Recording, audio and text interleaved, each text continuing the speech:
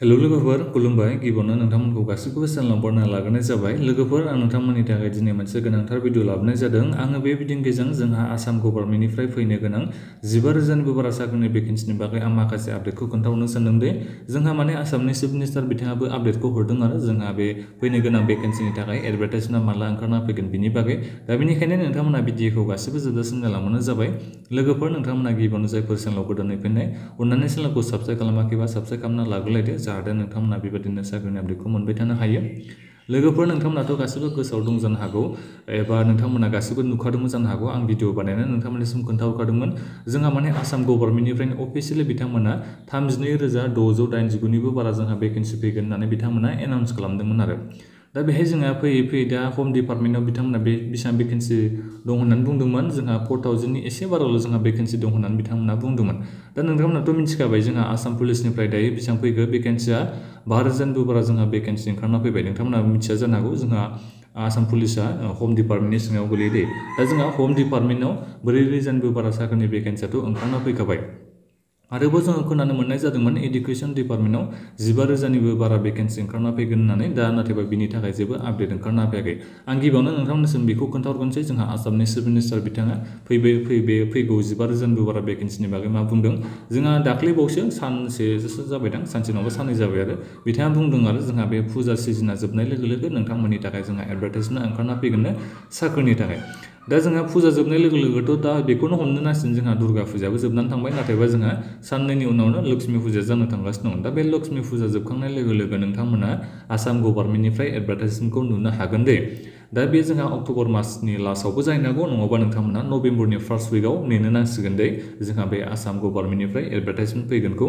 बे साख्रिनि भेकेन्सिया 15,000निबो बारा जानो हागौ दा बेखौ 100% बुंनो हाया।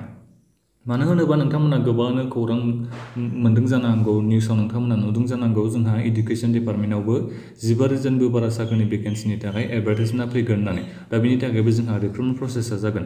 दा बेहाय बिथांमोना जोंहा दाथ' जोंहा बुंगासिनो दं नालाय आसामनि चिफ मिनिस्टार बिथाङाथ' 15,000नि जोंहा भेकेन्सि ओंखारना फैगोन होननानै।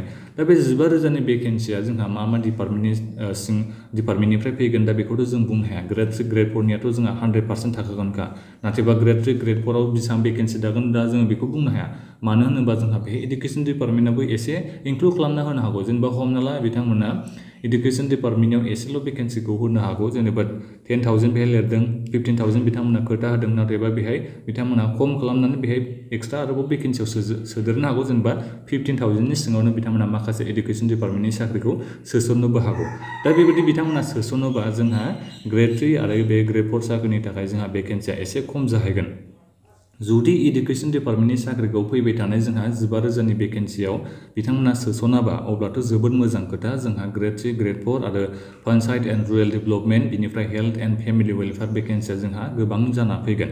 जुदि इडुकेसन डिपार्टमेन्टखौ बिथांमोना सोसनोबा जोंहा भेकेन्सिया गोबां खम जाना फैगोन ग्रेड 3 ग्रेड 4 आरो माखासे भेकेन्सिनि थाखाय।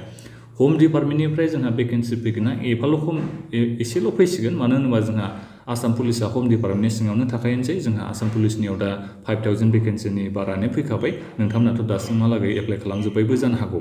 दा बेनिखायनो बारा गोबाव सम गैलिया नोंथांमोना साननैसोनि उनावनो मिथिनो हागोन। जोंहा भेकेन्सिखौथ' बिथांमोना बुंबाय थादों जेनेबा 15,000ल' बे जोंहा भेकेन्सि ओंखारना फैगोन होननानै। नाथायबा बेसेबां ओंखारना फैगोन जेब्ला एडभार्टाइजमेन्टआ फैगोन अब्लासो जों बेखौ बुंनो हासिगोन दे। 15,000बाबो जोंहा बांद्राय खमद्राय जाहैया भेकेन्सिया। बिथांमोनाथ' बुंदोंमोन जेनेबा 32,000निबो बारा जोंहा भेकेन्सिया ओंखारना फैगोन होननानै। एडभार्टाइजमेन्टखौ बिथांमोना सेप्तेम्बरनि 10 तारिखआव होगोन होननानै बिथांमोना खोथाखौ होदोंमोन। नाथायबा दाहालागै जोंहा दासिमबो एडभार्टाइजमेन्टखौ जों नुनो मोननाय जायाखै आरो। जायखिजाया 15,000आ माबे डिपार्टमेन्टनिफ्राय ओंखारना फैयो बेखौथ' जोङो एडभार्टाइजमेन्टआ ओंखारना फैबासो मिथिनो हासिगोन। जोंहा आसामनि चिफ मिनिस्टार बिथाङा बुंदों आरो जोंहा फुजा सिजोना जोबनाय लोगो लोगो नोंथांमोना साख्रिनि एडभार्टाइजमेन्टखौ मोनगोन होननानै। नाथायबा बबे मोनसे साख्रिनि थाखाय एडभार्टाइजमेन्टखौ होगोन बेखौथ' बिथांमोना खोथाखौ होआखै दे। फुजा सिजोना बे लक्ष्मी फुजा बायनाय लोगो लोगो नोंथांमोना मोननो हागौ दे। दा बेनिखायनो नोंथांमोना सप्तानै एसे नेबावदो नोंथांमोना मिथिनो हागोन माबे डिपार्टमेन्टनिफ्राय जोंहा एडभार्टाइजमेन्टआ ओंखारना फैयो। दा बेखिनियानोमोन नोंथांमोना चेनेलावल' आपडेट थाबाय थाबानो जाबाय। बारा गोबाव सम गैला नोंथांमोना साख्रिनि एडभार्टाइजमेन्टखौ मोनसिगोनानो।